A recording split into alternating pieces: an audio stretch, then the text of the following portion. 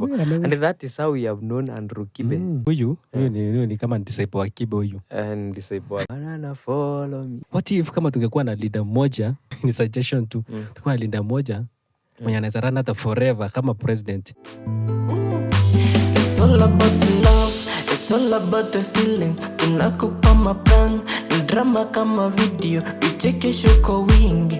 Hapa ni kipindi. Stories in a trend. Karibu. Ladies and gentlemen, boys and girls, Sekimero podcast tuko on. Tuko live Joe. Naitwa Flick Melody. Mimi naitwa Baba Inside Joe. Another day, another episode. Episode 6. Time to do what we does best. Kama dawa Joe. Tunasonga fiti, tuko episode 6. Sasa tuko episode 6 manzi Joe. Yeah, ukifika pale manzi, support, like, share, subscribe, comment.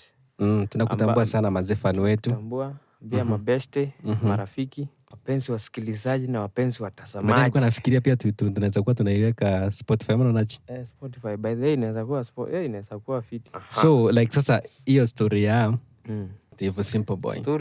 Stories ziko mingi kwa stock. Manzejo. By the way nimeona the one and only Andrew Kibe. Amekuwa the talk of town. Manze amekuwa kijana controversial, anakuanga controversial sana msee sana. Na akikuja kwa kurusha maneno. Manze akuwekangi akiamua kuokota.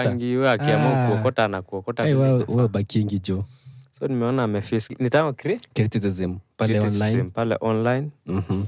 Kuna story walikuwa amebonga hapo kwa podcast ya Dr. Fweneke. Dr. Fweneke mwenyewe. Alikuwa ameongelea Steve Simple Boy. Sipo manze alisema hapo sipo anjo. Isi laughing matter jo. Si laughing matter though. Atoke hata si kumcriticize, kila mtu anapiga shughuli yake. I think watu walikuwa na shida kubwa sana time Dr. Fweneke alicheka. Kwa shangaza I think imeokota huyo msichana because Kibe ni kama amezoea kufanya shughuli so yeye ana issue. Unajua sasa mimi nashangaa sasa what is new there because Andrew Kibe si ameishi kwa hivyo. And that is how we have known Andrew Kibe. 28 commandments zake. Na 28 so it's about 28 commandments.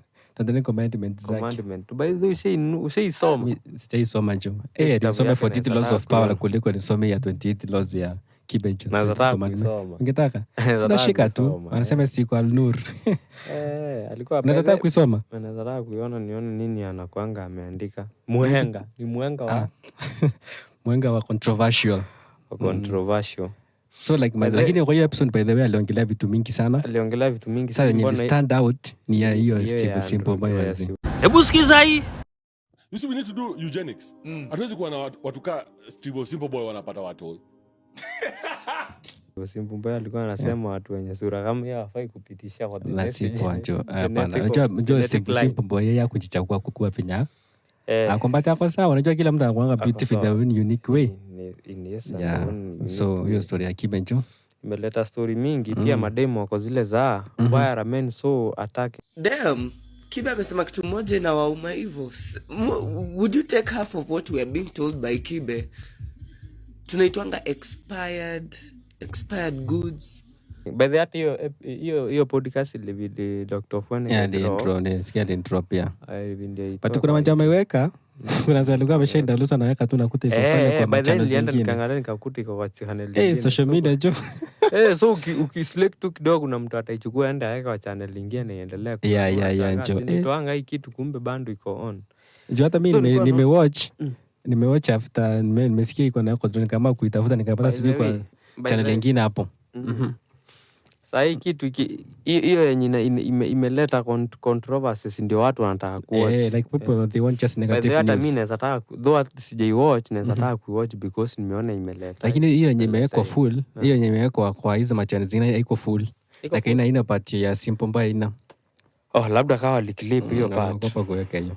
Kwa yenye nimeona that is. Sasa kuna madem pia nimeona wanasema huyu jamaa ameishi kutuokota pale online. Mbona mena arasu mbona ni story moja tu ya Simple Boy. Ya Simple Boy mbona wao akitusiwa men they don't get themselves involved in such nini, lakini sahi men vyenye wametaja Simple Boy wamekuja kukriticize Kibe. Na feelings kwa tu pale mtandao. Lakini na feel pia Kibe well ni kwa tu kuna wase wanamfuatanga tu. Kuna Jenzi Machenzuzu. Anatudhara wingi sana. Anapiga tu shughuli tu yake. Yaani unajua that is how to be a Kibe. Unajua mimi nasemanga kuna mtu yule anakuanga tu na personality yake. And you can never change him. That is how he is. And that is what is Kibe. Ukisikia Kibe unajua Kibe si Andrew Tate. Si Andrew Tate, si mwingine, ni Kibe, ni yeye. Ndio ni Kibe. Na hata sasa sinaona akinivovua kwa hizo podcast anakuja analeta influence nyingine moja. Juu yeye anachemka pale. Mambo yanachemka tu pale. Lakini mimi naonanga pia kwa hizo controversial zake, somehow kuna watu ana influence tu. Mtu mmoja, wawili, watatu wanakuwa influence na hiyo toxic masculinity yake. Kwa tu na toxic masculinity yake. Tukuna picha yangu tulikuwa tunaongea hapa the other day, anasema hizo story naongea unasikia huyu ni kama disciple wa Kibe huyu. Disciple wa Kibe. Lakini Kibe by the nakumbuka ikiwa second year hapo. Kuna hapo ndio Kibe ilikuwa imeshika kabla hizo machannel zake sikuje kuniniiwa. Kuanza kupiga pigwa suspension pale YouTube. Tulikuwa tunamfuatia sana pale live. Alikuwa na criticize. Alikuwa anatuchanua pia. Tesbeing Kibe alikuwa anapiga tu shughuli yake poa. Hiyo shughuli yake inakuwa kweli. Mimi sijui but sasa kufuata Kibe mimi hiyo masculinity yake hiyo. Unaweza chagua yote yenye unataka. But I think si zote ziko off. Either way mimi usemanga unachagua which una compare all the hizo whatever anaweka pale zote anaongea. Sasa unachagua yenye unachukua which is best fit you ama you love your own take. Kwa sasa nilikuwa naona by then unajua Pastor Kanyari. Pastor Kanyari pia Pastor Kanyari. Unajua pia ni mtu pia wa controversies. Hizo nini zake asikosangi tu kuna kitu itakuwa kita trend. Hizo itakuwa talk of the town. Sasa nilikuwa naona kwa post ingine hapo, ilikuwa mposti hapo Nairobi Gossip, alikuwa anasema sasa walimueled when alikuwa anaimba hiyo ngoma ya fulani hapo ya David huko. Money na follow me cause money follow me, banana follow me because I'm in love with you. Nigerian artist. Banana follow me. Sasa anasema hizo alikuwa anasikiza wakiwa na mrembo mwingine. Sasa anaambia wa congregation wake, nyinyi fuateni Kenya nawaambia, lakini mkiamua kufuatia lifestyle yangu mtapotea. So kwani rada yake ni gani? Anataka kutupoteza sisi wafuasi ama lakini is so real in a way that mtu mwenye anakufunza ama anakuelezea, that does not mean yes you are role model. Yes. Plus yeye ukifuata tu nisemanga pia ukienda church usifuate mtumishi sana, fuata tu the word of God. Fuata the word of God. Mtu anaweza kupoteza pia sana. Hata cults zinakuanga developed. Ndio. Sasa wewe unajua Kenya unapigi juu. Sasa kama yeye si mtu mwenye akona washirika wake kama mwingine. Lakini anapigiki kila kitu online pia yeye bana. Paka story ya Kibe amepick. Story yao amepick. Same case to Commander pia. Yani in other ones too. So beshte yangu alikuwa anasema alikuwa anaenda kwa hiyo chacha Commander. Yani alikuwa ananiambia akienda kwa theater anaenda kusikiza neno sana. Ni for fun ama for comedy purposes. Purpose pale. Anyway, kila mtu huko Kenya anapiga shughuli yake. Hiyo iko sawa. Mr. Bandman. Kuna politician pia wanakuja wanatudanganya pale. Tunaingia box then wanaenda huko. Tumia pesa yetu vibaya. Ndio. Another thing nimeona, unajua Morara Kebaso? Morara Kebaso. Huyo mzee alikuja aka-inject, tukasema this is our guy. This is our guy. This is the guy we want. Kuja na chama party yake ilikuwa inaitwa Eject. Do you know hiyo ninja after taking the air with for that so long, amekuja ameamua kudrop hiyo chama na anataka amejoin Jubilee. Join Jubilee. Anataka kuwa MP wa huko kwao siku naitwa ni Borabu constituency. Borabu anataka kugombea kiti cha MP huko. Lakini kiwata hiyo safari zake. Lakini mimi kitu inanishangaza after hiyo nini yote. Alikuwa ana build up political environment. Yeah. Tukisema huyu ana inject this is our guy. This is our guy. Kumbe ako na agenda pia yeye manzi. Kila mtu ako na agenda. But nilikuwa nasikia kwa hiyo show ya Obina alielezea sama the reason why angeenda na hiyo inject. Because alikuwa na feel like Kenyans watakuchukua according to what they know. So ukianza kuleta something new like an alien, kitu kama hiyo inject is new. Unaona? So nataka kujoin sasa hiyo. Itaji kuwa na chama. Kuwa na chama kubwa. Jubilee. Sasa patio msana kwa na kwa Jubilee si ni kama kina nani sasa? Tunasema ni Matiang'i kwenda Jubilee. Whatever. Pia Jubilee ni chama kubwa, si ndio? Ilikuwa na kina hiyo ndio ilileta kina Uhuru kwa ilikuwa by the way. Ilikuwa party yenye ililindwa wakati wa Uhuru. But then nilikuwa nasikia pia kuna something alikuwa anaelezea, anajaribu kuelezea about the same. Walikuwa wanasemaje, so because there's a way tulikuwa pia tunaongelea something to do with Uhuru. Unaona pia alikuwa na issue zake. So kama Jubilee iko under Uhuru, that means Matiang'i will be under Uhuru. That means he will be support. So anafeel ni kama Kenyans wanazangalia in perspective ya Murima still iko under the capture. Sasa unaona there's a way kuna venye. Kuna venye. But you don't know, yani hey, politics is a dirty game. This is a dirty game. You never know who is behind this, who is behind this. Kwa hata nilikuwa napata nasikia watu wakisema pia unaona Matiang'i that is just Uhuru back to the system in this guys. Like puppet. Wanamuita this is a guy who is ni Uhuru tu anarudi kwa gava in the name of Matiang'i. Okay. But we don't know. But then nasikia kitu kiongelewa sana. Nasikia wakisema hivyo. But anyway, this is politics. Lakini kuulize politics. There's something about politics. Unaona? So like sasa the more we choose those leaders, wanakaa for 5 years. Wanatoka, wanarudi tena wengine tuweka wapya. So unajua hiyo Morara pia anajaribu kusema yeye hataki kutoa do. Unaona? Like during campaign yake. Anataka support. Anataka sasa siasa ni ngumu bro. Siasa ni ngumu. Wewe imagine wewe kuinfluence watu. Kampeni yenyewe wewe ndio you take care of everything. You take care of everything. Unasikia mtu anatumia milioni sijui ni ngapi. Kwa sasa millions of money. Kupiga hiyo shughuli pia si eti inahitaji kidogo ku registration hiyo party pia. Alafu si eti Morara Kibaso ni mtu mwenye amekuwa kwa politics amejibuild up. Yetu ni vile yako yeye naye ni sharp. Yule naye jamaa ni sharp na kuna I think huyo msee akona there's a way. Kila mtu anaona tactic of survival. But sasa alikuwa anajaribu kuelezea venye pia the more to elect our leaders na the more mjua msee akitumia pesa mamilions ya pesa kufanya campaign akiingia pale nya ataenda akaanza kurecover. So that why we go through the hiyo loop sasa throughout. What if kama tungekuwa na leader moja ni suggestion tu tungekuwa na leader moja mwenye anaweza run hata forever kama president. Sasa shida ni hiyo inaweza kuwa kwenda Uganda mzee. Azin akuwe bora tu ni mzuri asikuwe dictator. Hata tungepata president moja mzuri. Hii Kenya inaweza enda mbali sana. Sasa unajua hiyo cycle ya 5 years. Tukitoa hiyo tukiweka huyo mwenye mpya anataka kungrab yake. Atakuja tu ajijenge. Anaje? Unasikia tu politics imekutokesha. Tulikuwa naona si ni wapi kule nilikuwa naona nani akisema huyu deputy president anaitaaje? Huyo Kindiki alikuwa anasema eti kwa constitution president hawezi kamilisha miradi yake na only 5 years. So that's why wana 2 term. You are saying 1 term, that is something which cannot happen like literally. Pia nimesikia story. Anasema ati constitution inasema ni 2 terms.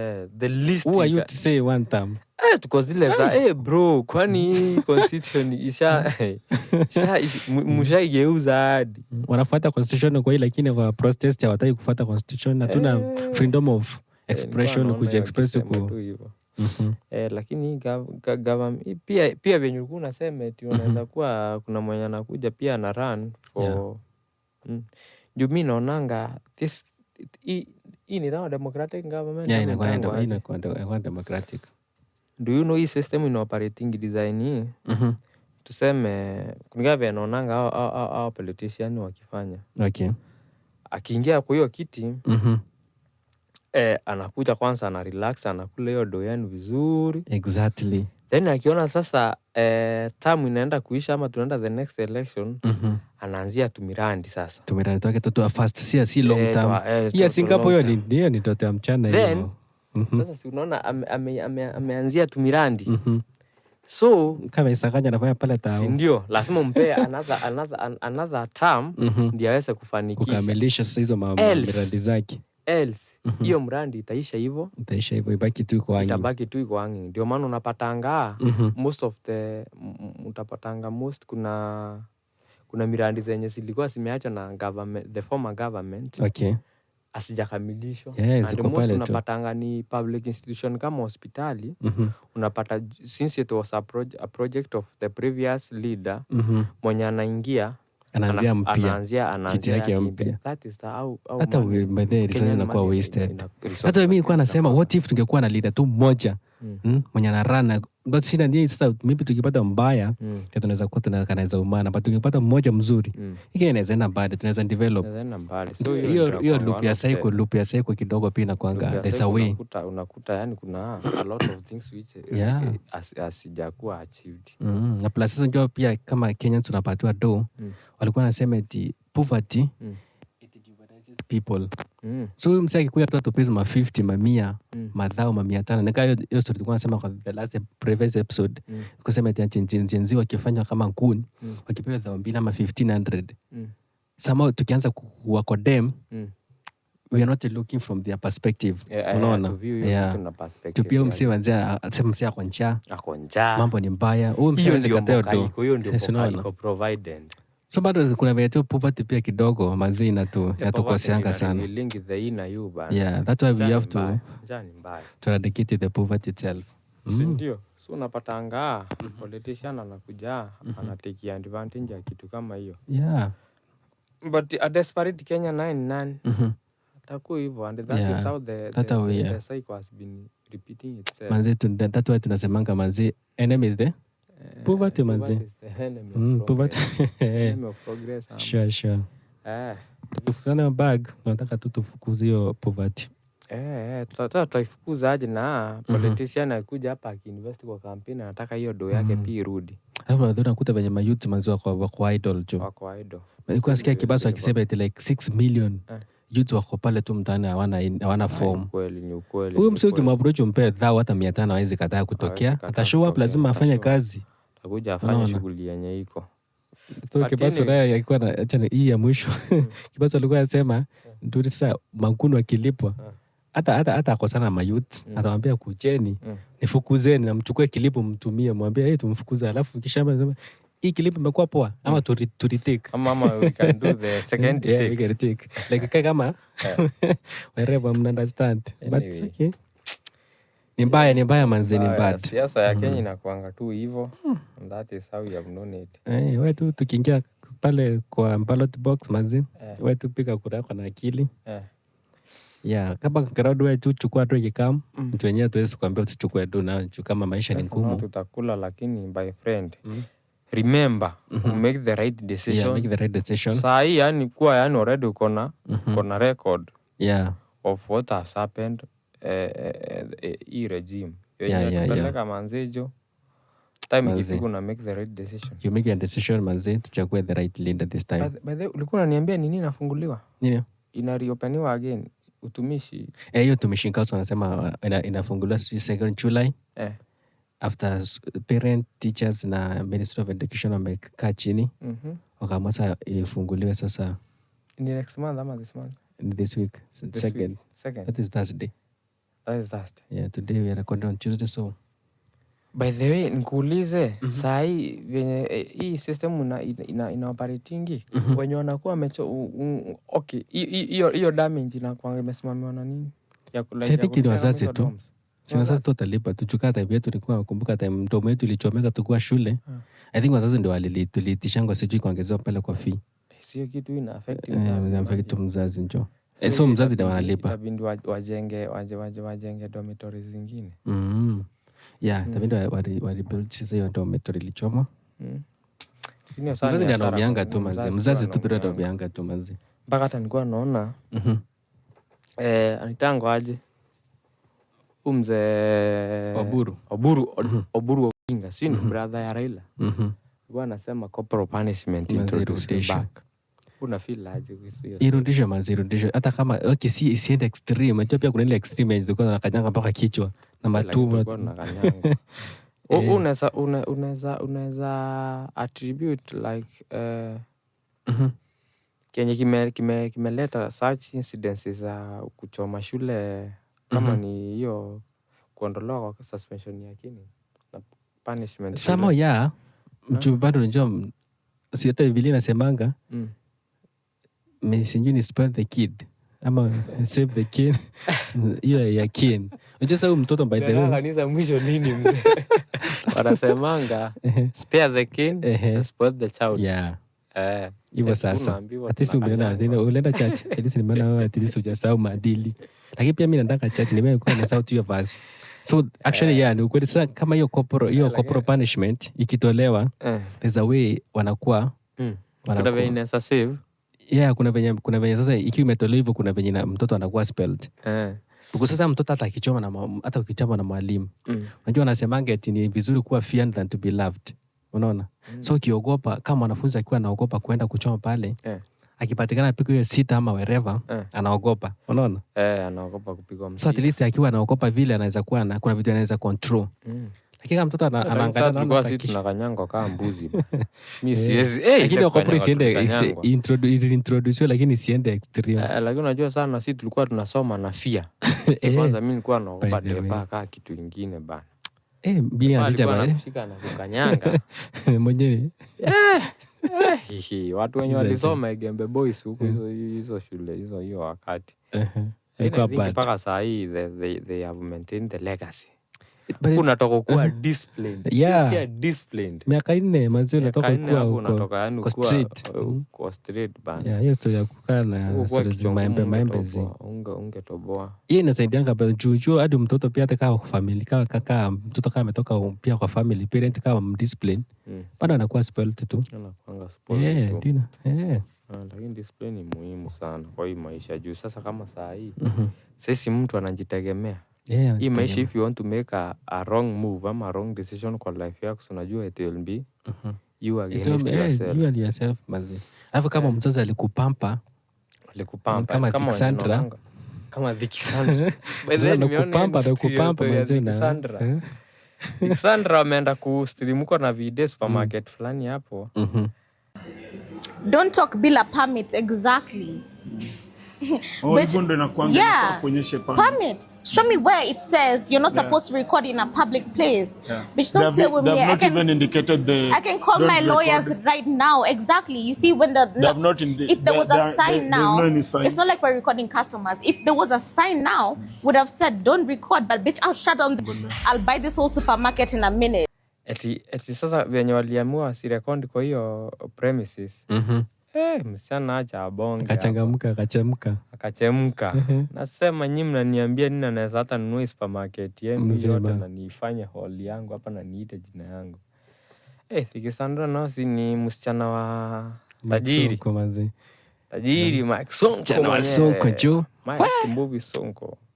Nimeona hiyo story pia ikitrend watu wame netizen wako na different reactions. Kwa zile za mtoto wa tajiri bana. Ashabonga. Inafaa hesabu wapi? So, hiyo sasa story ya Alexandra. Lakini yenyewe mtoto wa kibombe jo. Mtoto wa tajiri ni mtoto wa tajiri bana. No, itakuwa sasa atanunua super mzima. Alisema mimi mnaniambia nini anaweza nunua supermarket mzima na niwanunua hata nyinyi mwenyewe. Kiburi. Lakini pesa iko na kiburi poa. Sana iko na kiburi. Ni fiti pia hiyo pesa, tutafute hiyo pesa sana. Acha tutafute hiyo pesa. Manzi. Utapata pesa itakuwa na hiyo kiburi. Mimi kiburi nitakuwa nayo kweli? Mbona nisikuwe nayo? Mimi akina nani? Buga. Kenya Prince. Kuna Kenya Prince. Lakini kuna watu wanafanyanga hii Kenya lakini. Mimi ni Buga. Watu walikuwa wanasema ati Aruboy. Kitu ilifanya tu ashindwe nani hiyo ku associate na mtu sasa shwale anakuja hapa anaku gaslight then unaenda kupigwa huko. Anaweza kupigwa huko. Anyway. Yo Badman mazina Musiria. Oh, Badman na Musiria. Badman kwa wenye wajui ni huyu kijana wa mandege mingi. Makunguru. Hiyo ninja nilikuwa naona yani hizo machakula yenye anapeanga hizo band wanakula. Yaani like literally wanakula pamoja. Wanakulanisha nao kwa plate. Video guys, video hapa. Shika bili. Umeangusha. Ndio hiyo onja. Kula hapo Suja na kumalizia. Usikubali kumaliziwa. Menya kumenya. Siwe ni nyamenya, usitupe. Unarusha ndo watu kujie baadaye. Guys, the bird is throwing so that it can come for it back. Ndo huko uishi maisha poa. So guys, this is the last supper. Yes, I'm going to release the birds, but I know where I can release them. So kulikuwa na Minister of Health ilikuwa ako under hiyo ni alikuwa na raise concern ya about clip fulani hapo ilikuwa ina circulate hiyo ninja ikiwa inakula hiyo maneno na wanaongea mpaka na ndege baadaye wanaangilia hiyo. What? So alikuwa amesema hiyo inaweza leta inakuwa na health issues. Inaweza kuwa na health issue, kunaweza kuwa na ugonjwa mwingine mazina ina launch ugonjwa mwingine. Hazieleweki zinatokana na wanyama because hiyo kukulanisha. So walikuwa wameresio concern ndio kati akasema Musiria akaingilia kati. Hata Ebola ilianza hivi watu kuishi na mangi kwa nyumba. Sasa ukiishi hivyo utatuletea bird flu ambayo italeta shida Kenya. Ianza kutoka kwako itembee Kenya mzima, tuanze kuwa na ugonjwa wa ndege, ati virusi ya ndege. Badman, Mr. Badman. Tunaelewa you are doing your content, unalea wanyama, but kuna wanyama ambao ufai kulea kwa nyumba. Kisheria, wale ndege ambao umevuga kwa nyumba yako, warudishe kwa Nairobi National Park. Go and hand over those animals to the Nairobi National Park. Musiria akaambiwa Musiria tunajua Musiria ako serious yeye anataka kufanyia mambo ya mtu asiregeshe. Yeah. Lakini hiyo ninja hiyo ndio imekuwa asoli yake bana. Unamjua yani kila kitu ikitokea anaongelelea. Kila kitu ikitokea anaongelelea, but so like you kijana akiwa na feed hizo mabad wanakula wanasema inaweza raise hiyo maybe health issues. What if kuna na maybe outbreak disease zingine through the birds. So kwa naona akiambiwa asiregeshe, si kali regesha. Nilikuwa naona amepewa ultimatum ya 24 hours. Sasa alikuwa anauliza okay, ni kuregesha nitaregesha Morara Kebaso. Nitaka Musiria. Kwa namwambia kuregesha nitaregesha. Lakini zitakaa huko ndio alikuwa amepewa peleko Nairobi National Park. Atazicontrol. Kaa huko nani atazicontrol juu ni kama huwa sina sticking kwa ni yake. Na sababu anakanga nazo mazi. Atembea nazo. Kanyanga huku zingine ziko kwa kichwa. So bado nikane pet zake. Huyo jamaa na huwa anajiuliza nini wao anatumia kusicontrol na kustay around them. But kwa hiyo relationship ya animals na binadamu. Niko sure tu there's something about huwezi kuambia huwezi kuuchawi, si ndio? Either way, sasa mimi najiuliza. Huyo jamaa sisi tunamjua na association yake na hizo band.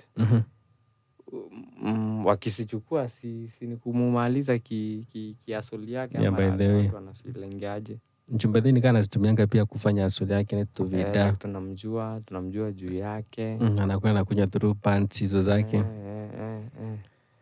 So naona ameambiwa arudishe, lakini watu alikuwa anasema yeye hiyo siku kula na hizo band set ni kitu yenye inaweza kitu yenye strange. Kusi yeye ni kijana wa street amekuwa akikula kwa hizo mapipa amekuwa akikula nazo. So hakuna tofauti like akiwa anakula bado kuna. Hakuna tofauti. Okay. Shida ni vile sisi mnamjua saa hii lakini hamjui huyu jamani. Mtu mwenye amekuwa akikula kwa hizo nini na hajai huo Musiria hajamsaidia. Yeah. Alikuwa anasema andi ashaimsaidie. Amekuwa akinyeshewa huko kama mnyama. So sasa story yake na ni imekuja tu kushika tu mtandao ndio sasa mnataka kumwendelea sijui sasa nataka kumtoa timing. Kumtolea nyama kwa mdomo hicho. Si sasa sijui alirudisha ama hakurudisha. But well maybe wako na point. Unajua bado kuinteract na wanyama, unajua hawa ndege pia ujuangi. Wanasema analeta ugonjwa hilo sini kinini ama ni. Wanaona muziki. Ndio wasemanga ni kama Ebola pia ilitokana na walikuwa wanasema pia ni kama Ebola inatokana na mabati hizo mabati hizo maani. So bado kuna hiyo issue like semanga ni chungu sana. Ni chungu sana Musila, ni chungu sana. Ni chungu sana. Ako serious sana. Ngebe na kwa content creator pia Musila na wewe. Okay, sawa tu anapiga tu shughuli yake. Kwa tu enemy ni poverty. Yeah, Mr. WhatsApp, use a name, Joe. By then nilikuwa naona WhatsApp inakuanga ya Meta. Inakuanga pia ya Meta, FB na IG. Na Meta inakuanga imeunua na nani? Sugar bar.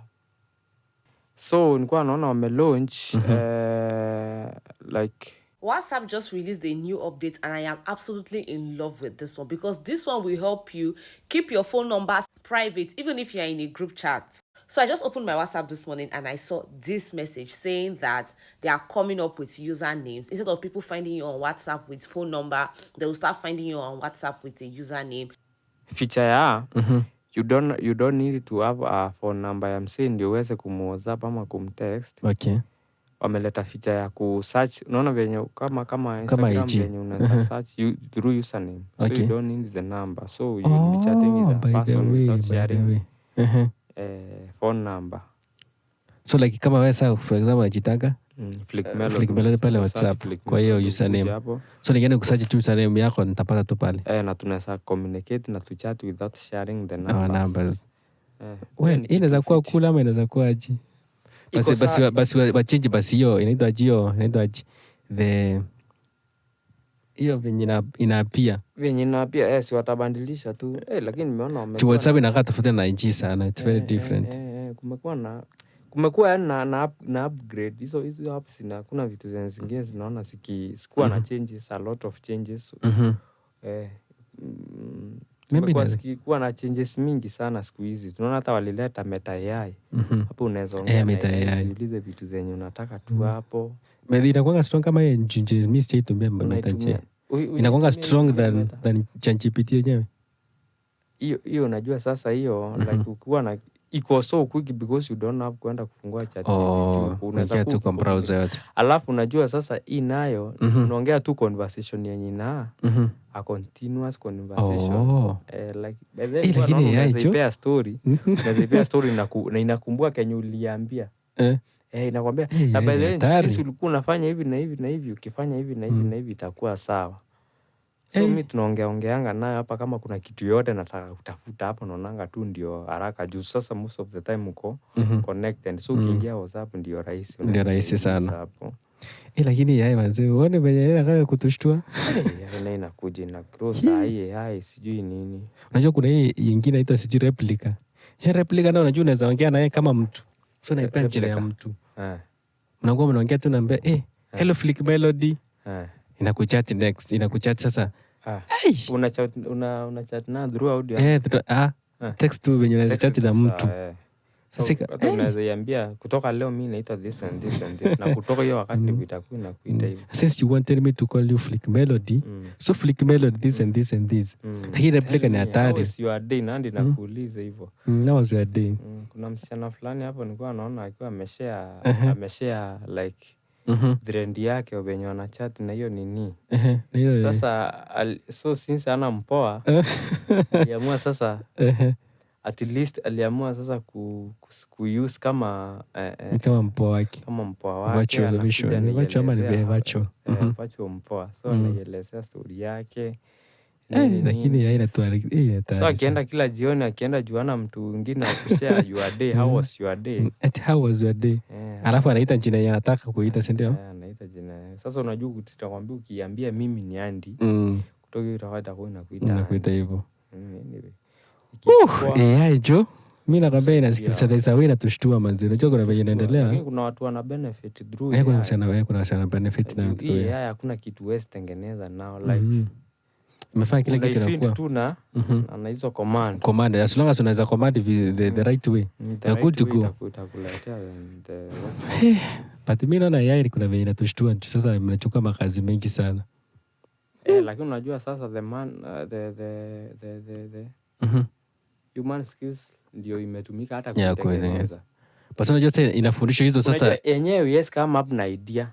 You are the one who has the idea. Yani that is the picture already. Basi unajua utaipea idea ndio isai kuna kukumbukanga. Sasa na kitu yenye inafanya tu ina give you the picture of it, what you have imagined. Inakuletea now in visual form. Hebu imagine sasa akili yako na akili yangu na akili ya mtu mwingine na mwingine, tuchukue akili za mtu kama 1000 tuweke. Sema njoo atakuwa anafikiria kama mtu mmoja, yani basi mimi nakwambia ni hatari. Haiwezi reason. Ni sawa haiwezi reason, lakini unajua ile knowledge iko nayo. Iko na knowledge ya 1000 people in one AI. Like kama hiyo robot. Unajua unaifina information juu ni machine learning and stuff. But when umesikia hiyo kitu ime raise a lot of conversation pale online, pia unasema ni hatari sana. Ni mbaya. Ndio pia sasa unajua bado picha yako inaweza tumia kutengeneza those maybe disturbing images. Alafu unakuta kuna ingine hapa nilikuwa nakuonyesha hapo ya Instagram. Unaona kama Gachagua unakuta wametengeneza clips ziko hapo zimetengenezwa like real. Unajua siku baadaye kama siku anajua Kindiki hapo. Unafikiria tu ni wao hapo na unaona kabisa huyu ni yeye, ni Kindiki anacheza football hapa. Gachagua mwenyewe anaokota ngoma hapo ni aje. Lakini AI inatushtua bana, inatushtua mazee. Nini nilikuwa niambie imefanyika South Africa? South Africa jo. Hiyo xenophobic hiyo. Like ni kama African wana fight other Africans. Kama for example umetoka Kenya na umefungua biashara yako pale South Africa.